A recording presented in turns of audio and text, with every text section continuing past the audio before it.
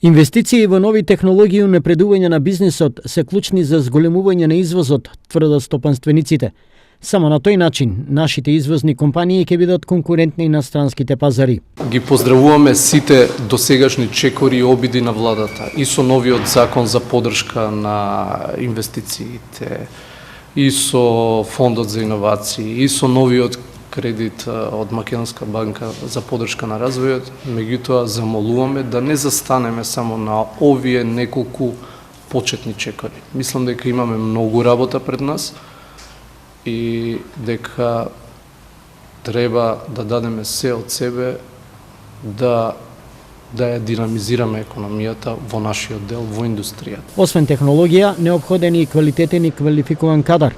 Поради ова, стопанството мора да ја зголеми соработката со високите и стручни образовни институции со цел теоријата и праксата да се преточат во знаење, што ќе продуцираат висока продуктивност, рентабилност и економичност во работењето на компаниите. Соработката помеѓу универзитетите и факултетите и компаниите треба да се издигне на повисоко ниво.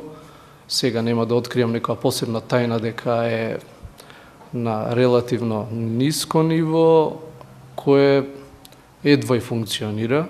Според експертите, доколку сакаме да се приклучиме кон земјите со висок технички и технолошки развој, потребно е минималниот процент на раст да изнесува од 7 до 9% на годишно ниво и таквиот тренд да се одржува со континуитет од 5 до 10 години.